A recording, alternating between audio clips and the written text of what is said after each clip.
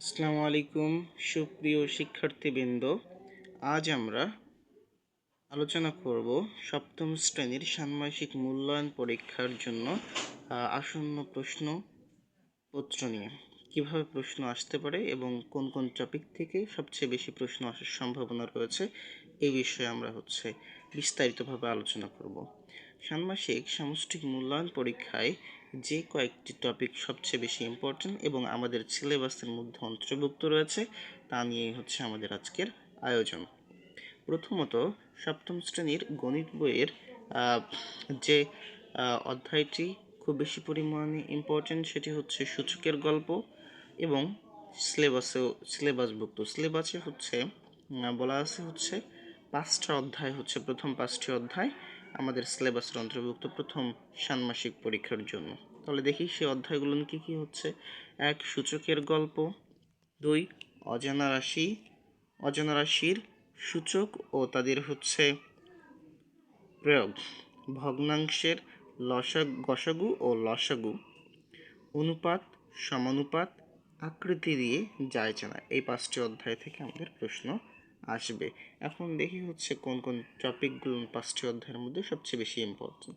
প্রথমত যে জিনিসটা সবচেয়ে বেশি ইম্পর্টেন্ট সেটা হচ্ছে 1.6, 1.14, 1.16, 1.18, 1.34, 1.36, 1.37, 24 পেজ এর ডায়াগ্রাম আর অনুশীলনীর 1, 2, 3 নম্বর প্রশ্ন।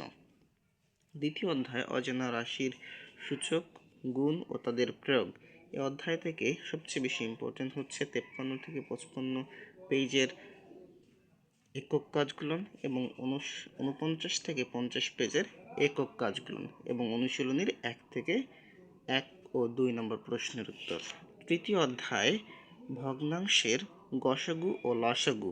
এই অধ্যায় থেকে সবচেয়ে বেশি ইম্পর্টেন্ট 60, 65, 70, 61 পেজের একক কাজগুলো। চতুর্থ অধ্যায় অনুপাত সমানুপাত অধ্যায়টা।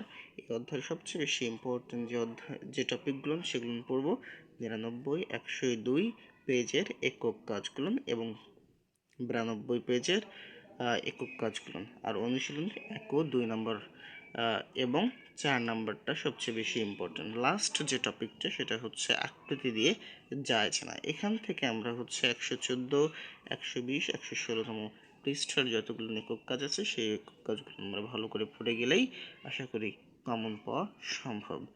আর আমরা জানি আজকে সন্ধ্যা নাগাদ তোমাদের ষান্মাসিক মূল্যায়নের যে প্রশ্নপত্রটা সেই প্রশ্নপত্রটা নৈপুণ্য অ্যাপে শিক্ষকদের নৈপুণ্য অ্যাপে পাবলিশ করা হবে। তোমরা যদি আমার সঙ্গে থাকো তাহলে সবচেয়ে দ্রুততার সঙ্গে এবং সবচেয়ে তাড়াতাড়ি তোমাদের কাছে প্রশ্ন ও উত্তর পৌঁছে দেওয়ার জন্য আমরা বদ্ধপরিকর।